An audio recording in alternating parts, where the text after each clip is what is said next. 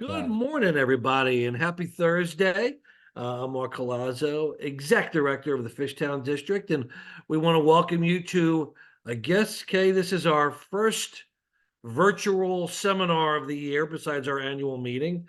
And it's always great to do these for our businesses, restaurants, bars, to let everyone know what's going on, new regulations, things that they should be aware of. And there's no better experts on this than our good friends Ben and Zach from PRLA. And I was just teasing Ben because we certainly got to work together quite a bit during the pandemic to help bring about reasonable streetery laws and other things. So this is like our first post-apocalyptic seminar. So it's good, but it's good to hear what's going on. And Ben, I'm going to turn it over to you. And what we'll do, everybody here, we're all recording, but we'll let Ben and Zach go through their presentation, and then we'll take questions at the end.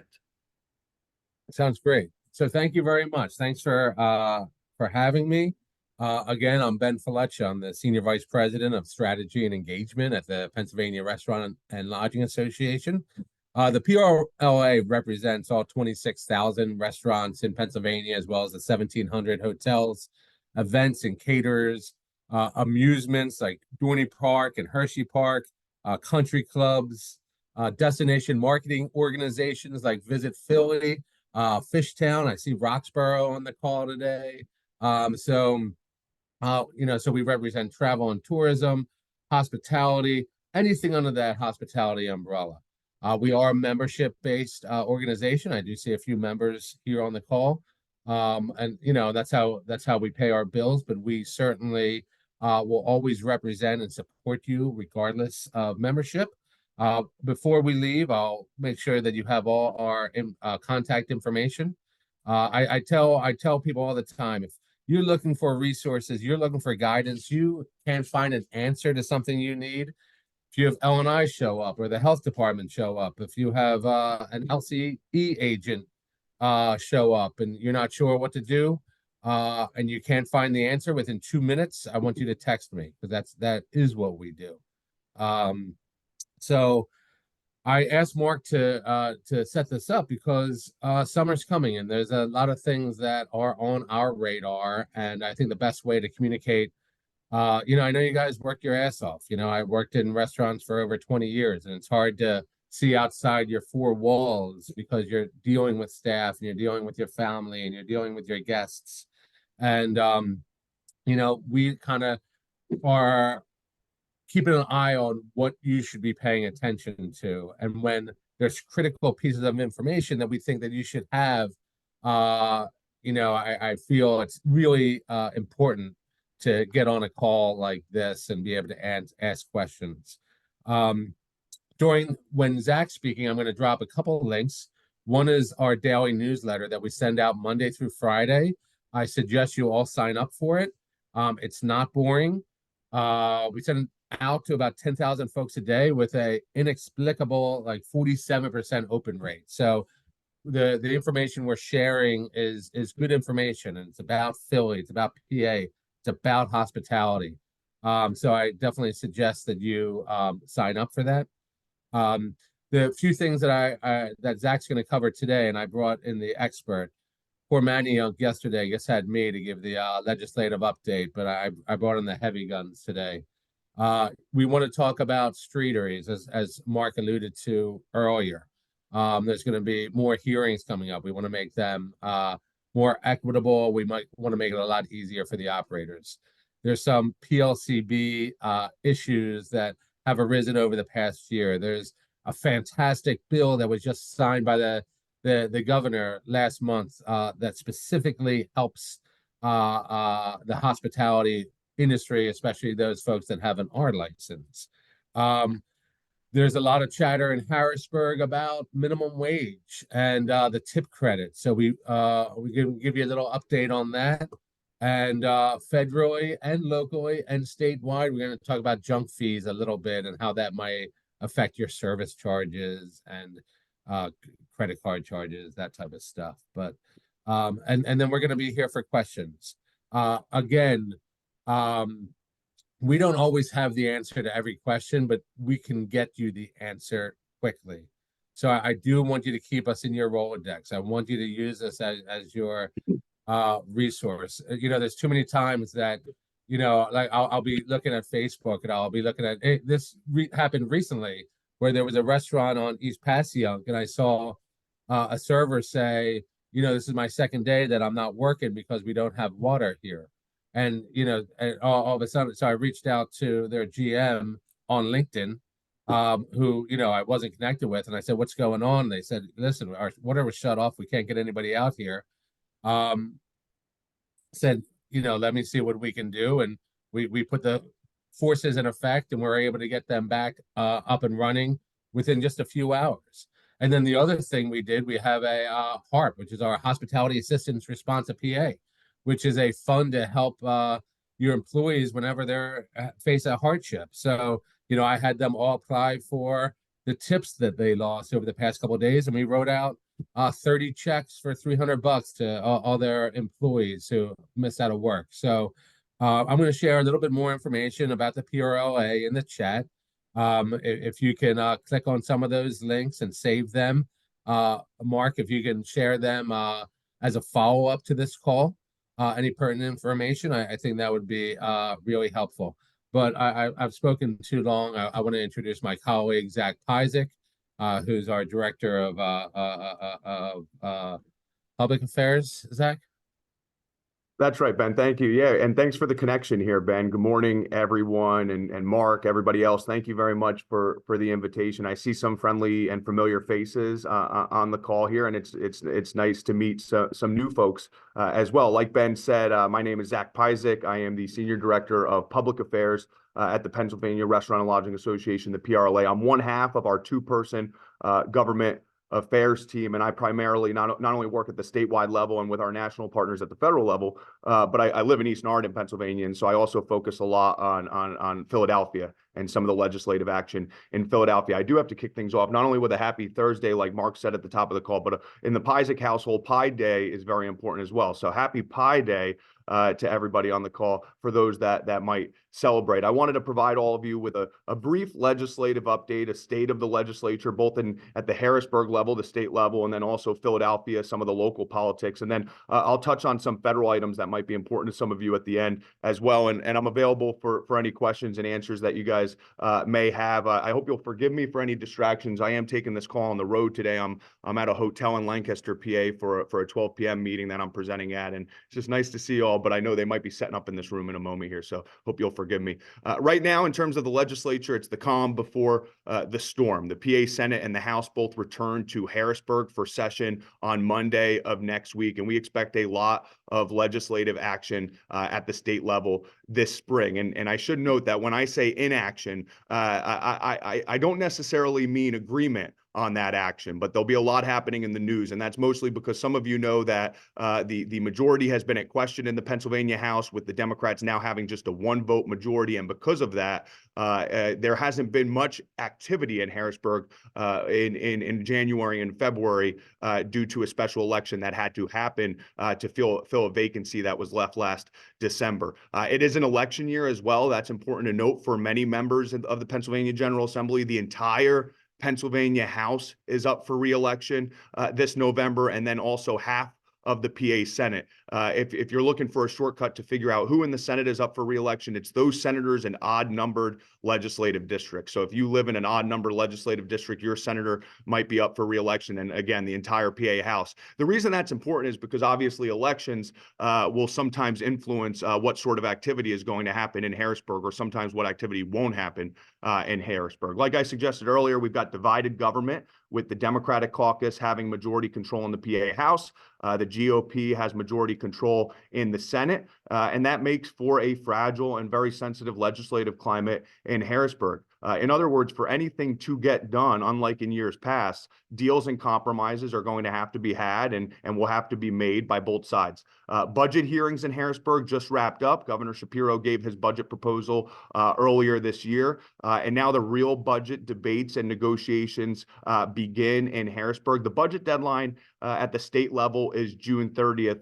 though it's not unordinary for that to go a little past that deadline. The reason budget deliberations are very important is because while they're working on passing the state budget, there's also deals that can sometimes be made parallel to negotiations that happen with the budget that are unrelated to the budget. And so that's just important to keep in the back of our mind as we see things starting to move in Harrisburg and at other levels. Some things that were proposed by the governor that may be important to this group. The governor highlighted the following additional investments to support the Commonwealth's economic development strategy, which include an increase in flexible funding used to meet the needs of businesses through the PA First program, an $18 million increase in funding for tourism and specifically for business marketing, $3.5 million for the Department of Community and Economic Development to use to implement that strategy that I just mentioned, and then $2 million to support internships at Pennsylvania-based businesses. PRLA team is still working through and sorting through some of the details of the particular proposed funding increase, and specifically what we sometimes keep an eye on is when they say an increase in tourism funding, is that tourism marketing? Is it tourism related funding? Or is it for things that are just, tangential to tourism, but certainly important to tourism, like funding for parks and trail development and that sort of stuff. What is big to know is that as of the last budget, there is nearly $25 million in new tourism spend related to Philadelphia specifically, mostly due to the World Cup 2026, America 250. And then there's also $15 million that's earmarked for statewide marketing. The administration is aggressively pushing for funding to support a new program that was launched this year as well, called the Main Streets Matter program, which is additional development and support for our main streets here in Pennsylvania. As it relates to the budget, because this is a conversation that, like I suggested earlier, is going to happen parallel to budget deliberations, the minimum wage and the tipped wage. Governor Shapiro has aligned himself with House Bill 1500, which passed the Pennsylvania House last year. That would increase the minimum wage to $15 an hour and the tipped wage essentially to $9 an hour. That bill now awaits further consideration in the Senate. At the top of the list of PRLA's legislative priorities is the need to preserve the tipped wage here in Pennsylvania as is, while also continuing to work with the broader business community in Harrisburg to engage on the larger minimum wage debate. PRLA is working to continue to organize various engagement opportunities for all of you, for the industries we represent, to connect with their legislators and the legislature on the importance of preserving the tip credit. I'm sure many of you on this call know the tip wage and the tip credit. It works for consumers, it works for employees, and it works for employers. In the near future, our team's going to be meeting with the Senate Labor and Industry Committee. That's the committee that right now houses the minimum wage bill. If there's going to be action on the minimum wage bill, the next action would be in the Senate Labor and Industry Committee. We have a meeting planned with them, a legislative dinner that we're hosting on April 29th in Harrisburg. We've got the chair of the committee joining us for that, also Senator Laughlin, who happens to be the primary sponsor of the Senate's version of minimum wage legislation. We're also organizing another professional server bartender day on the Hill. I was a bartender and a server for about 10 to 15 years, both when I was out in Ann Arbor, Michigan, also up in the Poconos and here in Pennsylvania. And many of us know that we like the tipped wage. And we've heard that directly from employees and professional tipped employees who say they're making anywhere between $27 and $50 an hour in tips right now. Changes to this are obviously going to impact everybody's bottom line. And so we hosted a bartender server day last year where professional servers and bartenders came to the Capitol, and they let legislators know, say, hands off our tips. This is working for us right now. Please preserve the tip credit. Again, works for consumers, employees, and employers. That's a top priority for us. Another PRLA priority, and Ben mentioned this earlier, the extension of premises and outdoor dining, not just at the city level, but also at the state level. Some of you might know that the extension of premises and the changes that were made to outdoor dining during the pandemic, they sunset at the end of 2024. They were technically passed as COVID relief measures. But what we all have learned, and what I believe our legislature has learned as well, is that Pennsylvanians, Philadelphians, and visitors alike all like outdoor dining. We all enjoy outdoor dining. It works. And we hope it's here to stay. So PRLA is working with both chairs of the Liquor Control Committee in the House, who just circulated a co-sponsorship memo with intentions to introduce legislation that would make permanent some of these outdoor dining provisions allowed for under COVID. Ben also mentioned Act 51, which was House Bill 1160, and we were able to get that across the finish line and signed by the governor in December of 2023. It was enacted as Act 51 of 2023, and that's related to off-premise catering permits. Some of you might know that also during COVID, they removed the provision that capped the use of off-premise catering permits at about, I think it was 52 events per year. That sunsets as well at the end of 2024. But what we know about many of our members and operators using those OPCPs is that we're already planning things like weddings and large events in 2025, 2026. So, we convinced the legislature that there needs to be some certainty there. They passed Act 51, which means when this legislation sunsets at the end of 2024, in 2025, that provision of having unlimited number of events will now become permanent moving forward, which just really changes the game for anybody that has those licenses, like an R license, where you could apply for those OPCPs. Ben might be able to provide a link for, if not, we could certainly connect offline about a webinar we hosted where a law firm, Tucker at Aaronsburg, joined us and our membership to kind of present on how you can consider really expanding your business around the new provisions allowed for in Act 51. I want to touch on Philadelphia and some local politics a little bit as well. PRLA is engaged, of course, with the new administration. I want to say about 70, 71 days in, but I could certainly say, and I'm sure all of you know, that Mayor Parker has really hit the ground running. We're definitely sensing a different tone out of the new administration than we were used to in the past. Councilmember Landau just recently passed a resolution which authorizes City Council to conduct hearings around the effectiveness of the Streetery program, which was made permanent in 2021. PRLA is working closely, Ben and I specifically, with the council member's office to address transparency, fairness, and predictability in that program. So, they passed a resolution that authorized themselves to have hearings, which will be conversations about the Streetery program that we hope will lead to legislation about transparency and predictability. But, and Ben alluded to this earlier, but we're really hoping to engage the industry to have an army show up at some of these hearings and some of these public comment sessions to kind of remind legislators as to why outdoor dining and the Streetery program is working and why it's important that we improve that program. Going through my notes here, just last week, I wanted to flag that Councilmember Landau also introduced a consumer protection ordinance, which addresses hidden fees and what they refer to as unfair and deceptive acts of doing business. We're still unpacking that legislation. It seems to mostly impact online retailers like your Amazons and whatnot. But many of you know that this is a conversation happening at all levels, at the federal, the state, and the local level. It's top of the list of the Democratic platform right now, and we saw this in President Biden's State of the Union, is passing some laws that require more disclosure and more transparency around hidden fees, resort fees. I don't like to use this rhetoric, but the administration has referred to them as junk fees. So just that's very trendy right now. There is an FTC rule and federal legislation that's been circulated that would create new rules around both the display and disclosure of these fees. And it's important to note that between display and disclosure, there's obviously a big difference. With disclosure, most of our operators and members already disclose price before somebody, the full price before somebody actually hits that pay now button or that submit button. But that display, the stuff around what has to be displayed, that's a sensitive bucket, a sensitive item, mostly because think of things like bid fees and tourism improvement district fees and neighborhood improvement district fees. If places like Philadelphia and Pittsburgh have to disclose those, but our neighbors in places like Ohio and Cherry Hill, New Jersey do not, it's obviously going to put Pennsylvania operators and Philadelphia operators at a competitive disadvantage. So it's important that we stay engaged in that conversation, and if anything does pass on this, we want to make sure that it's practical and palatable for the industry. And then lastly, I just want to note, because this is trendy right now as well, Senator Casey has introduced what he's referred to as the Shrinkflation Reduction Act. You guys have probably seen in the news this new concept of shrinkflation.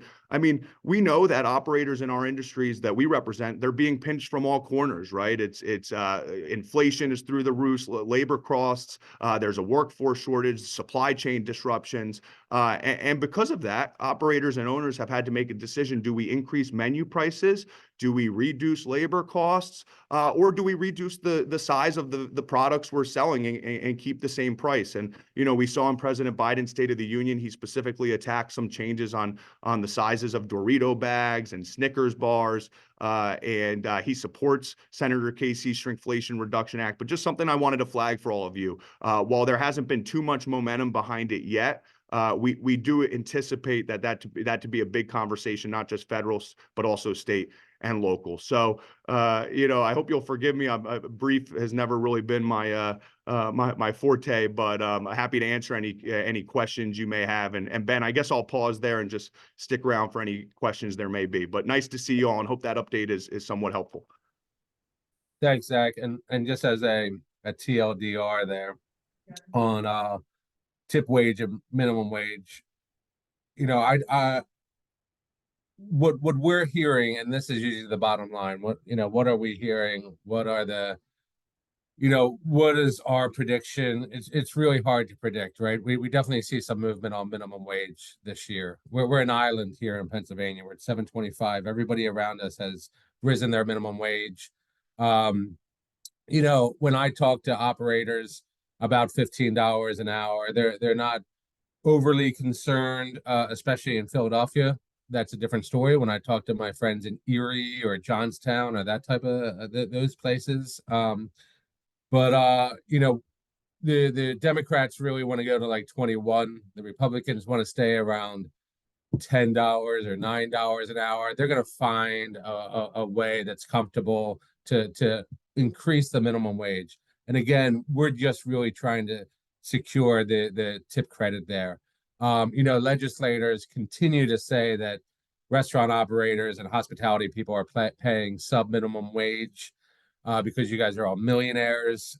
We know that's not the case. So we just have to tell that story, which is why it's so important. I mean, they were about to move that bill last year until we sent bartenders and servers to the Hill and had them talk to legislators just in their offices unaccompanied. I mean, these servers and bartenders, they've talked to their friends in DC. They've talked to their friends in states where the tip credit has gone away and half the staff gets fired, and guests start tipping less because they think the servers are making more, and it's just been a mess. So it's just about explaining to the legislators exactly how the tipping works. Second point about the streeteries. We really, we worked really hard to get a viable streetery initiative in Philadelphia, and we got a lot of bills passed to make that possible. When the admin came in and started messing with the regulations, the first regulations dropped and they were terrible, and so we had to call public hearings, and we had 130 operators on the call, which surprised the hell out of the city. So they pulled the regulations and then released them again 9 months later quietly. They're still not great. I see William on here. He'll tell you they suck. You drive down Fishtown, you drive down Frankfurt, and it used to be a lot more vibrant. We can get back there. There's a way to get back there. I think we're going to be able to work with the new administration and clean up these regulations. There was a lot of shitty streeteries in the past couple of years, and I'm glad a lot of them came down. But there's some really fantastic ideas to utilize that square footage in front of your businesses to generate more revenue, to be able to hire more servers, to activate the areas of the city that weren't active before, to make it safer by having more foot traffic on there. So, that's kind of the idea about this. I was talking about it this morning, and my wife said, "I'll support you, but I still like more parking." And I said, I completely agree. However, there's definitely a balance here, and a couple hundred parking spaces doesn't make the difference, and people definitely enjoy dining outdoors. It's giving me bad looks now. Ben, I wanted to jump back in real quick, if you don't mind, to piggyback off of your comments about the tipped wage and how unpredictable this issue it really is this year. And that's why it's super important that, and we hope that our industry will remain as engaged as possible. The tipped wage conversation is happening parallel and packaged into the minimum wage conversation. As you guys might imagine, our industries are the only ones who have a strong opinion on the tipped wage, right? We are thankful that other business groups like the PA Chamber are aligned with us on this fight. However, again, it's going to be our industries who are most enthusiastic and prioritize this specific conversation. And going back to the elections, it's a big election year in Pennsylvania, and the maps, the legislative maps here in Pennsylvania are redistricted and re-gerrymandered after every census, the last census being 2020.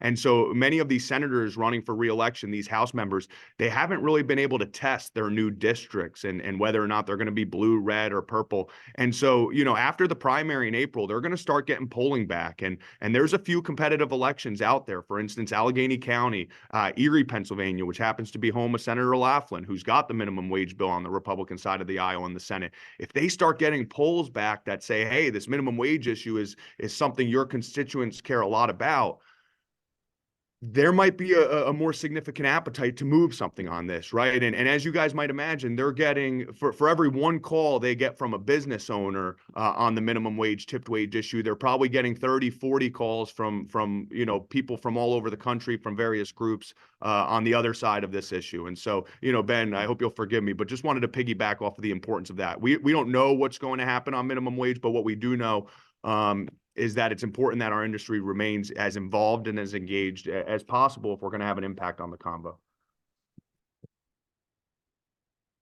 Thanks, Zach, and we'd be glad to take any questions.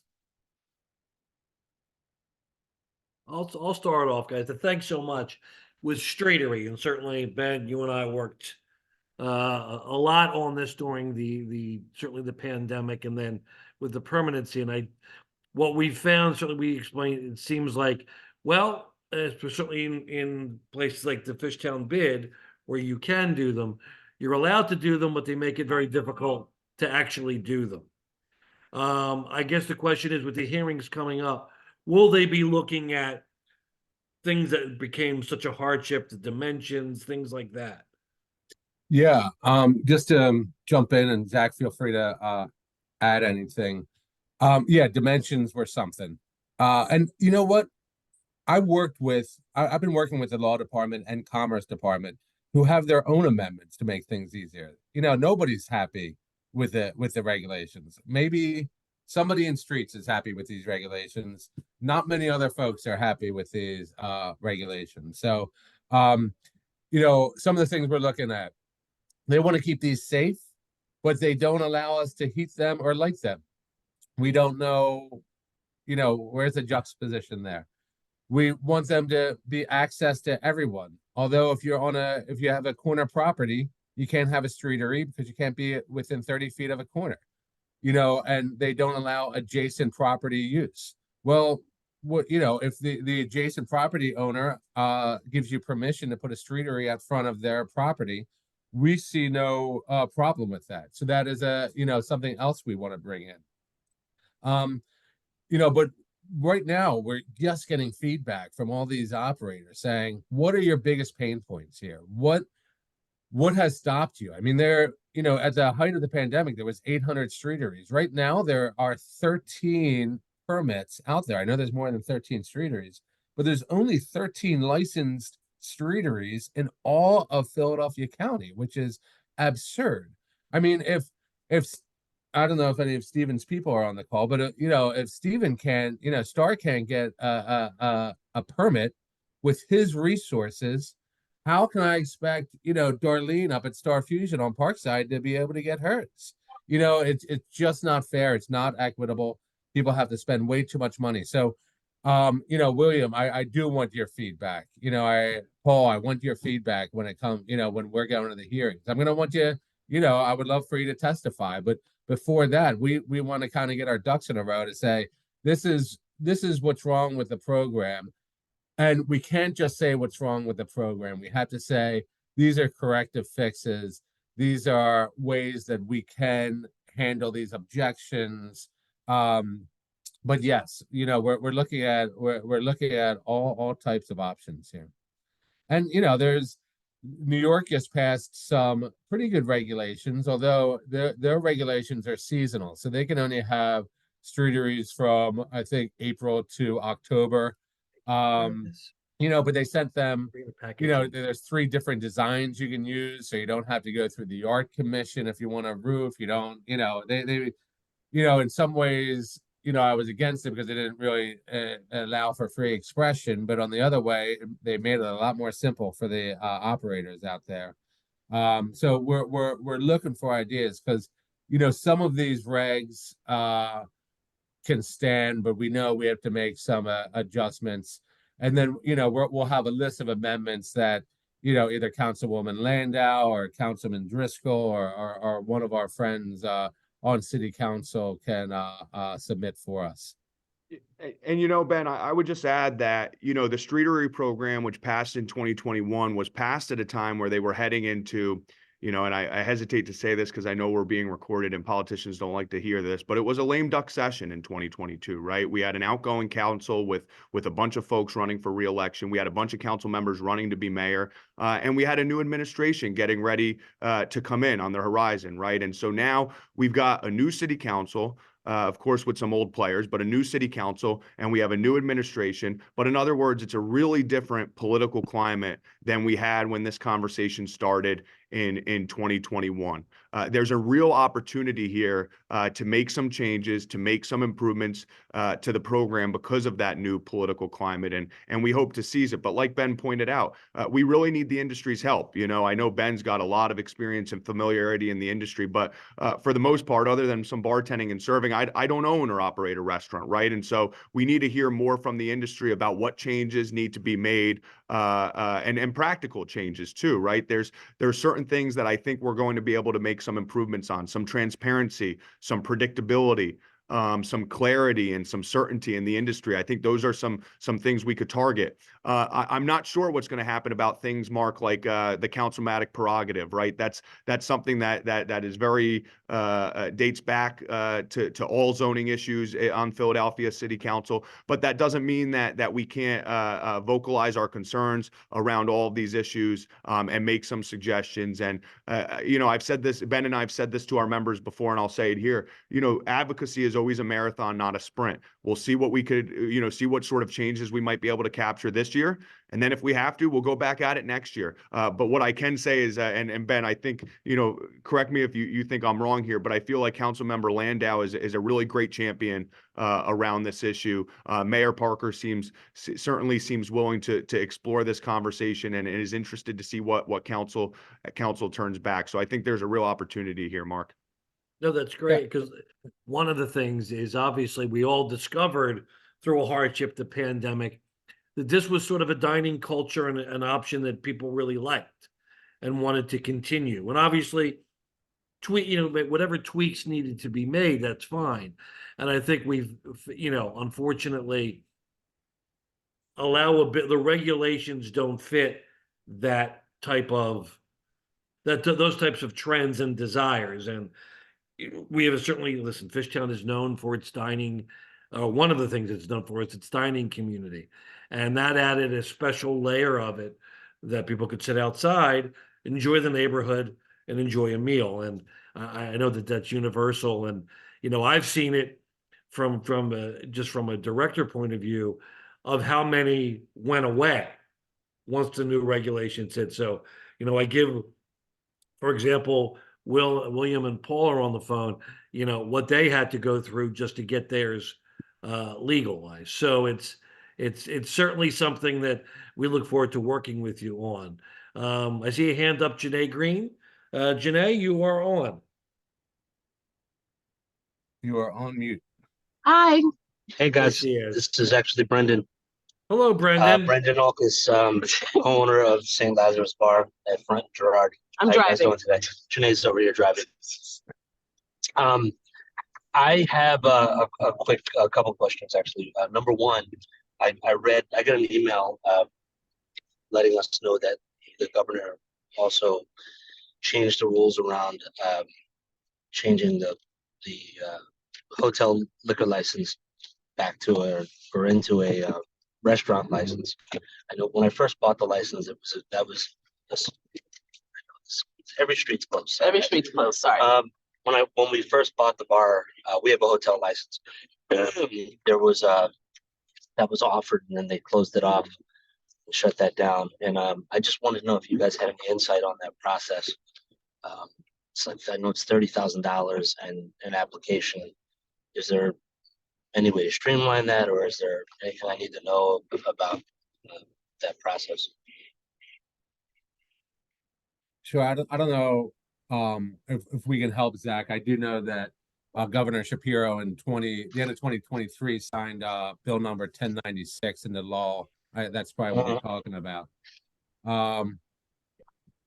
Oh yeah, that allowed H's to convert to R's, Zach. Yes. Oh, okay. Oh, is that okay? Because I was scratching my head a little bit. I wasn't sure if it was a regulatory change, Brendan, or yeah. If it was House Bill 1096, which is now Act 49, I believe that applied to specifically, and I'd have to double check this, but historic hotels. And would you guys have fallen in that I think it was like licensees before. And Ben, you might have it pulled up. Was this like licensees before a certain date, like say 1949 or something like? I don't know if I'm thinking 49 because of the bill number. But we could. That's. I mean, the way I read it, it's universal. I didn't see that there were any specific restrictions on it. It just said anyone with a hotel license has an opportunity to convert. change. Yeah, Brendan, I'll look into that for you. I'll put a note down, Ben, and maybe we could get in touch. I don't know. That would be great. Yeah, because I'm ready to do it right now. I just want to make sure I'm not wasting my time, Yeah, or wasting your money either. Right, and my money, of course, yeah. Yeah, And also the other question I have is, I'm sorry, guys, go ahead. Just real quick, I'm Ben at PRLA.org. If you want to send me a email, well, just email me and Zach will get on it right away.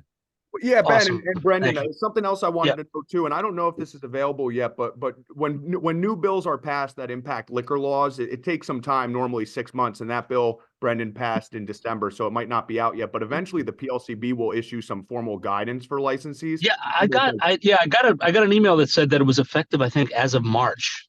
Okay, and I'll see if I could dig something up on that. Yeah, but that doesn't always mean that that's true. The process may be available as of March, but the actual, the nuts and bolts may take longer. So the other question I have is there a way to streamline the process of, or maybe let me rephrase that. A concern that I have, or an issue that I have, is streamlining the process of extending your license to a greater service area in your establishment, in the building. We did it once before, and it took forever. It was expensive, and it was sort of a really, I don't know, just a laborious process. And I was wondering if there was any way, that could be something that was brought to the attention of PLCB. I think a lot of people that are trying to expand spaces, expand their spaces, would like to do it expediently.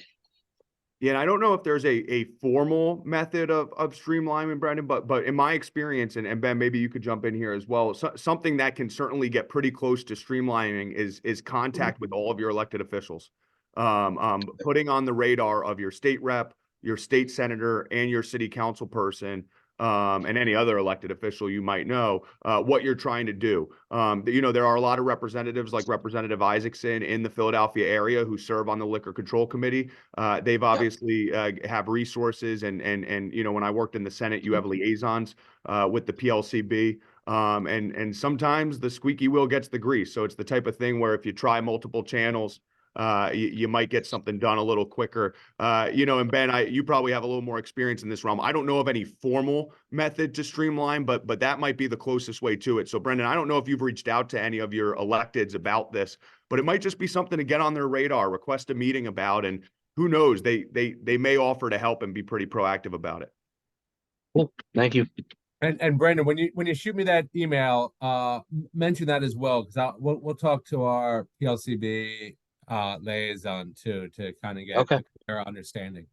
And I was just Awesome. going to Thank you, say, if you guys. could, and Brent, if you want to CC me, for those that don't know, in my prior life, I was spent about 8 years in the House of Representatives. A few of them working on the liquor committee. So I still have my contacts through the liaisons who were kind enough to answer. So we can certainly, as Zach said, there's not a formal expediting process, but it does Mm. help to move it to certain people's radar or in front of them to quicker. So Okay. I'm always happy to do that for certainly for anyone here. Awesome. Thank you, guys. Before we take the next question, I do want to jump in real quick and remind folks, when Mayor Parker was Councilwoman Parker, we worked with her to pass a bill that caps third-party deliveries in Philadelphia to 15%. 10% delivery, 5% marketing. Mayor Kenny signed that into law, and that is permanent. So I do want you to check now it allows an operator to opt into a more robust platform delivery. And DoorDash and Grubhub will say you're losing marketing because you're at this 15% level.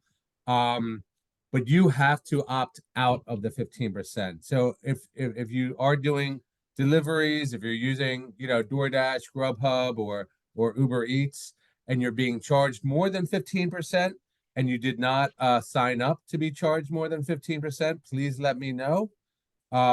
We've been very successful in getting people money back and keeping these folks in line. So and please share that with your friends in the industry too. I would say many. I would say the majority of restaurants in Philadelphia don't know that there's a cap, or haven't checked their bill recently, and now they're being charged 35% instead of 15%. So, tell your friends, let them know. Please reach out to me so we can let these companies that we have good working relationships with. But they're big companies, so if they can get away with it, they're going to get away with it. It takes somebody like us to say, all right, pull back a little bit. So. Thanks, Ben. Are there any other questions from anyone regarding any of the issues that discussed today, or something you're curious about? I'll Okay, just Cassidy. add, right now the ordinance reads north of Fairmount, I believe, sidewalk cafes need an ordinance. This I hope is lower hanging fruit. I would love if this could be in with some of the street read conversations. I have a restaurant at Second and Laurel who's been trying to get an ordinance for their sidewalk cafe seating for almost a year now. So just such a headache. And I think just advocating for that, some by right, not needing an ordinance would be huge. So yeah, that's actually something that Commerce had suggested. They really want to see a lot more ease of the cafe seating. They want it all by right.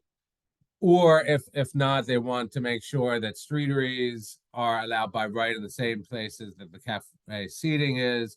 But we really want to make it, and Commerce said, listen, can you make the bill? And we're like, what are you talking to us? Like, but can you make the bill so it's the same type of procedure that somebody would go through to get a loading zone, where it doesn't have to go through 3 sessions of city council, that it could be more of a regulatory as opposed to a legislative issue. So we're definitely looking into that. But the other thing, Cassidy and Mark, when your folks are at the 9-month mark, God forbid, or the 3-month or 6 mark, please have them connect with us.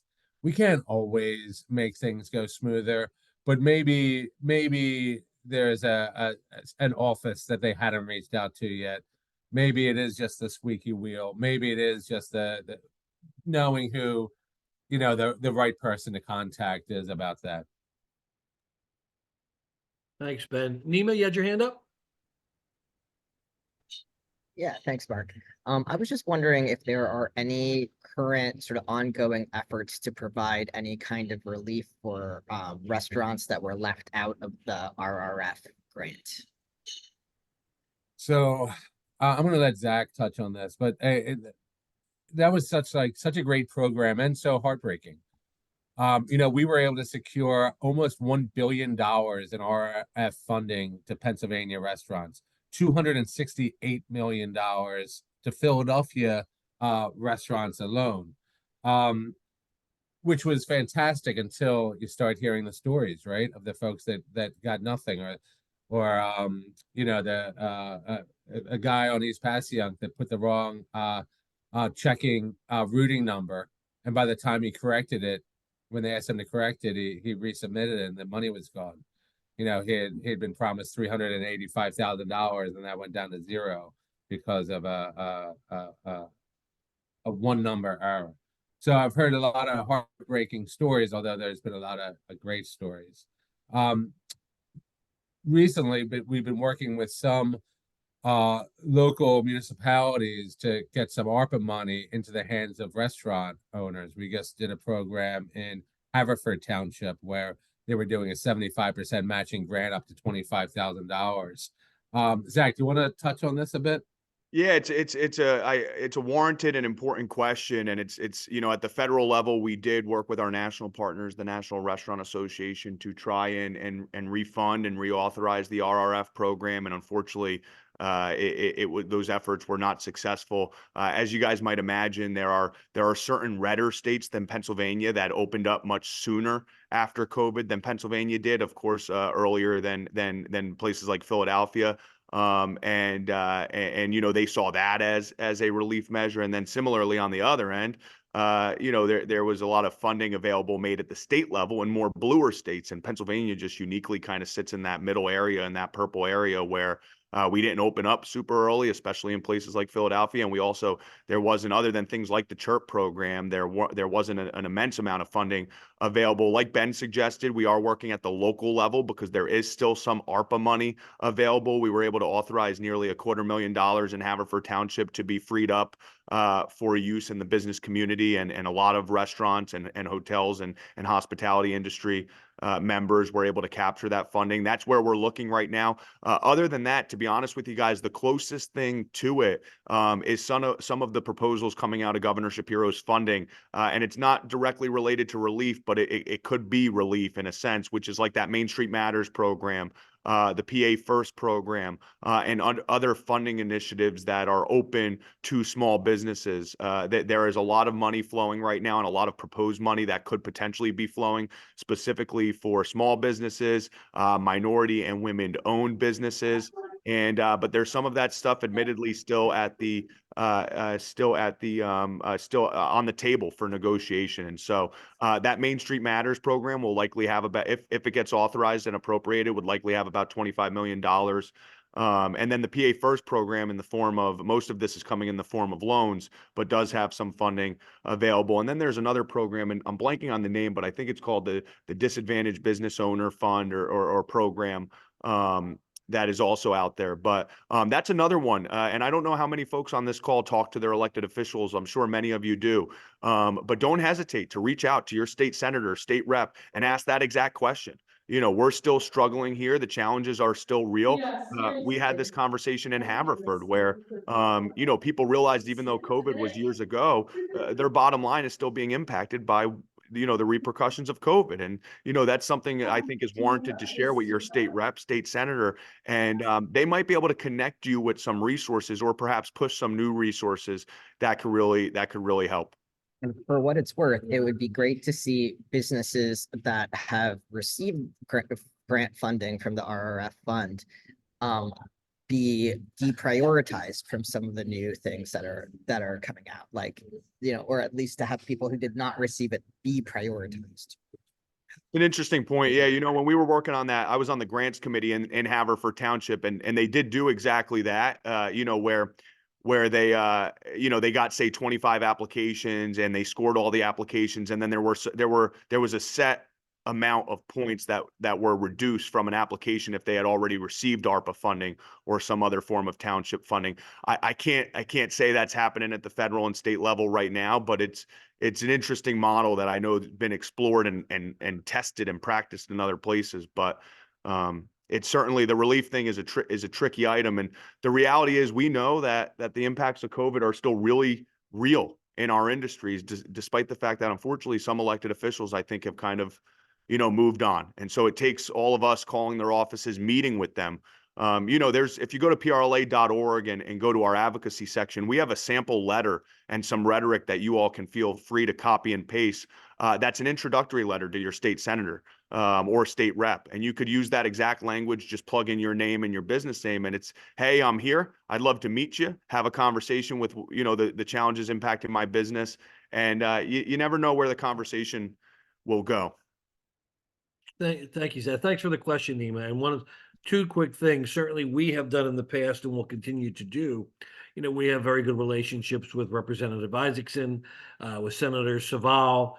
We have done open forums with them, which we're happy to bring back. I urge you guys to attend when we do them, and happy to make any specific inquiries as our stakeholders need. Zach, you brought up the Main Street Matters program, and we were very fortunate last Friday to host Secretary Rigger of DCED and his team, and Representative Isaacson and Senator Saval. They asked to come to Fishtown and see, all the great stuff we're doing. And certainly we're very encouraged to hear that there is a program that is designated to help corridors and small businesses.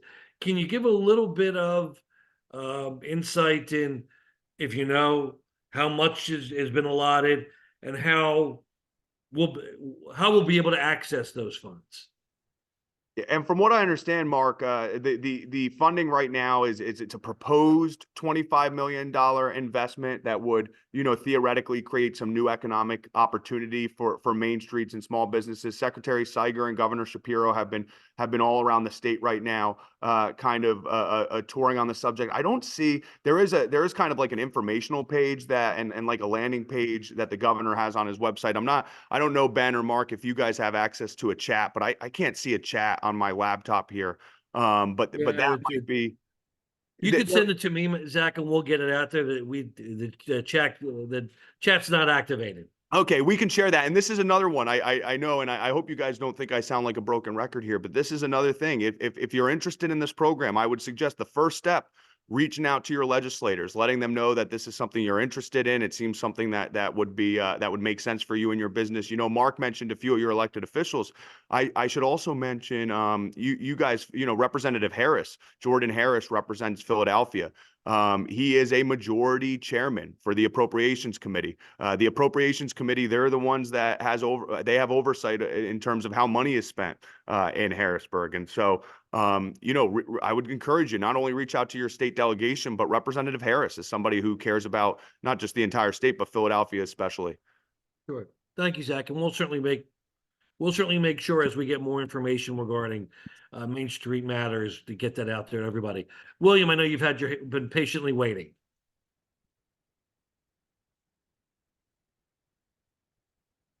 You're on mute, Will. Yeah, there we go. Got it. Sorry, it just took me a second. Yeah, thank you guys. I've seen a lot of this advocacy, and I've talked to Ben many times about the what we need out of the street read program, and I really appreciate all the help. We aren't through it yet, by the way, just to be clear. We are currently sorry, the sun's like glaring in there. We're currently in process trying to get legal for our streeteries that we've really in good faith modified a few times to try to keep up with the regulations, and it has been expensive and it's been a long process that we are not even at the end of. But I do appreciate the advocacy of the PRLA and also our neighborhood bids as well. The one of the things we've been dealing with specifically at Johnny Brenda's is we have a particular neighbor that just literally reports us to the liquor control enforcement every single show we have, right? And so it basically just every show has a complaint, and it's sort of weaponized the liquor control enforcement against our business. Even though the agents and stuff, generally are kind of tired of hearing the complaints, they are definitely very sensitive to, they're a complaint-driven business. So they actually provide, they visit us way more often. It's like they're actually, it seems like that would be a fair way to go, that have them respond to complaints, but it actually can be turned against a business. Now, what I'm kind of getting to with that is, recently we heard that the liquor control enforcement for sound complaints, which is the one thing that we get, is actually, they changed the legislation. Sorry, the sun started coming here differently. They changed the legislation in the whole state to try to make it less arbitrary. And that is, they are supposed to use decibel meters now. So when they come out, they're not just, it's not just an officer saying, did I hear something or not, right? They're supposed to use a decibel meter, scientific method, right? Something that we can deal with and try to correct. And the whole state actually went with this new policy, but for some reason, Philadelphia is carved out so that we don't actually have it.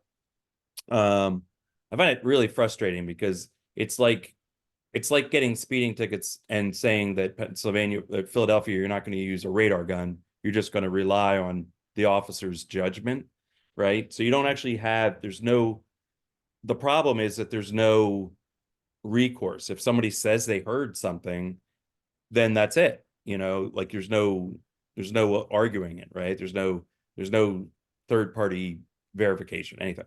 I'm trying to figure out why Philadelphia was carved out. It seems ridiculous. It seems like anti-science, anti-good government. I don't know. And the other thing, sort of connected, is my realization that Harrisburg actually opted out of having the liquor control enforcement enforce sound complaints at all, because for Harrisburg, they realized they have their own sound and noise complaint city government regulations that were more rigorous and more up to date, and they just took over that job from the Liquor Control Enforcement Agency. And from what I understand, all it would have to happen is Philadelphia would just have to say the same thing and tell Harrisburg, hey, we already have a mechanism for this, we don't need you. So for me, I'm not trying to get away with polluting or making noise or anything like that. I just would like to have a process that's fair and scientific. And so one way or the other would be a great improvement. That's it. Yeah, William, I think you're referencing Act 67 of 2022, and I would throw maybe if you were to Google Act 67 of 2022, and Senator Phillips Hill was the champion of that legislation, and that was something PRLA worked on and was very supportive of, and helped push across the finish line as it relates to kind of those decibel limits that you cited. And it's I want to say it was even Senate Bill 1812. And it's, the answer to your question about why Philadelphia was carved out, all I could say is political reasons. It's likely political reasons. I don't know the precise political reasons, but it's very, very common in Harrisburg for sweeping statewide legislation to move, and then all of a sudden, somewhere along the process, Philadelphia gets carved out based on county size.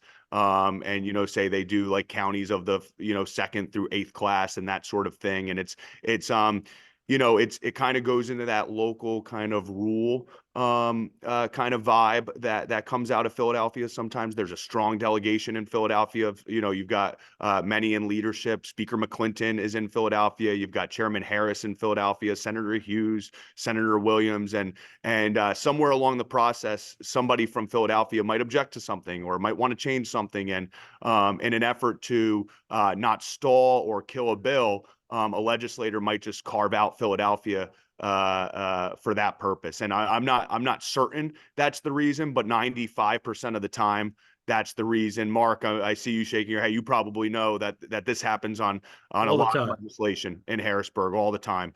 And you know, it's that Act 67 of 2022. Ben might have more insight on this, but I know this is a conversation happening at the local level in Philadelphia, William. I know Raheem Manning, the nighttime economy manager, has been talking about this along with Councilmember Thomas, who is trying to champion some reform as it relates to nightlife entertainment and that kind of category. And I'd be happy to connect more offline about it, but I hope that somewhat kind of answers your question in terms of the Philadelphia component to it. And Yeah, I'm familiar with that dynamic. I see it in the liquor law a lot, but yeah, it seems like we're getting the butt end of it both times. Like we get Yeah. carved out to make us less scientific, but then we don't get carved out like Harrisburg to allow local control that would be actually better, believe it or not, right? And I have been talking to Raheem about it, and that might be one of the reasons he's talking about it too. Yeah, we're just trying to get some relief on it because it's like it's so frustrating because the sheer volume of complaints from this one neighbor puts us in a category where we're considered a nuisance bar, right? Because I think we actually might be the number 2 most complained about bar in the whole state, but it's not, there's nothing to correct for the fact that it's one single person just complaining every single day. And so we're just trying to get a process that's fair. And it seems like, I know it's not a hot button issue for everybody, but it just seems like, it does seem like it's a legislative solution to try to get something changed so that we can just have this resolved, you know? Thanks, William. Great. Zach, I know Zach he's chomping at the bit because he has to go present at a GLAMA meeting. Yeah, and Have I'm an sorry, act- guys, that I do have to jump for this GLAMA meeting. William, perhaps, you know, maybe you and I could connect offline at some point. And I, Yeah. you know, I do think this is something that might be worth exploring. It sounds like you've already talked to Raheem, but I know Councilmember Thomas. And then also something that I should note in terms of a PRLA benefit is all PRLA members get 1 free hour of legal service per legal issue with our chief counsel, Keith Clark. And Ben might have some thoughts on this, but I almost wonder if this is something, you know, since it's a free hour of legal service per issue, I almost wonder if it's worth exploring for the free advice as well, just to see, you know, Keith was instrumental in writing a lot of the liquor laws here in Pennsylvania. So I wonder if he would have any kind of, you know, perspective or something to share on this. And, you know, again, and I know this doesn't help anybody in the immediate, but again, advocacy is a marathon, not a sprint. And I would, you know, the same things you're sharing with us, William, it sounds like you've probably already done this, but anybody going through these things, I would encourage you to get these on the radar of your elected officials too. Just so they're aware of that. So when these conversations are happening in caucus about them, perhaps carving Philadelphia out of the next bill that's moving, you know, they know how that's impacting all of you. Ben, thank you. Mark, thank you very much for the Thank you, invite. I'm Zach. sorry for the background noise and stuff. And my email is zpizek, my last name. So Z, my first initial, Pizek at PRLA.org. Feel free to reach out to me, anybody, if I could ever be helpful. And I'm happy to connect. Thank you, Zach. But Ben, can you hang for a minute or two? I Of know course. Nima's got his hand up again as well. Of course. Thank Yeah, you. Nima. This is a quick one, and I apologize because you might have covered this already in the first half of the conversation. But do any of you know, like, are businesses on Frankfurt allowed to apply for streeteries because it is a state road? And it's unclear on the online. It Yes. is. You are carved out. However, because it's a state road, this is what Philly did. So first Philly said, listen, if it's a state road, you can. We can't give you permission because it's a state road. Now they backtracked a little bit and said, listen, go ahead and do it. However, if the state for any reason comes to you and says you can't have it up for whatever state reason, city doesn't have your back. Philadelphia doesn't have your back. But no, that won't prohibit you from applying for the permit. And right now, waiting the 18 years to achieve that permit. Thank you. Thank you, Nima. Any further? By the way, William, with the issue you brought up, I assume Pittsburgh was carved out too? Cities of that size? I'm not sure about that. You guys would probably be better at reading the like That's how- often yeah. what happens. Yeah, as far as I know, it wasn't though. Okay. Yeah, I don't think it was either. And I think one of the things too that we would want to, we could talk offline is in that particular case, because it's a one person making the complaints. At some point, there needs to be some remedy for the person who keeps bringing quote unquote frivolous complaints. And I think that's something that we can look into. But we can talk offline about that as well. Well, before we conclude, I want to make sure while we have Ben here, and Ben, thank you again for your time, for your partnership, for your continued advocacy. We really appreciate you, not just for coming with us today, but working with you on all of these issues. Does Yeah, anyone have any last questions for Ben? And Mark, if I can just say, you know, if you guys aren't familiar with the PRLA, explore our website a little bit, because I mean, ServSafe is our product. So, you know, if you're looking to get a ServSafe class, we have, you know, ServSafe also has Serve Success, which is a certified program to train your staff to, you know, if you have that staff member that you're looking to get into management, there's management training. All of this is online. Most of it is, you know, we pick up the bill for a lot of it. So there's a lot of resources that we offer. We're working with a couple national companies for apprenticeship programs. So, you know, staffing is a huge issue. You know, we can provide apprentices for your, you know, front of house, back of house, whatever. So, you know, we have a lot of resources to offer you guys, and we're just here to help out. So, you know, please use us. Please reach out. Thank you, Ben. One last call. Hearing none. Thank you so much. Just for everybody's edification, because we recorded today for those that couldn't be here. We will have this in our newsletter tomorrow, our email newsletter on March 15th. Also, we'll make sure to post on our social media outlets. Any questions besides reaching out to Ben, you can, of course, reach out to me at Mark, MARC, at fishtownbid.org. And as always, we thank you for all that you do, and we look forward to seeing you all soon. Take care, everybody. Thanks. Thank you, Ben. Thanks, Paul, guys. tell Dolly I said hi. Been way too long.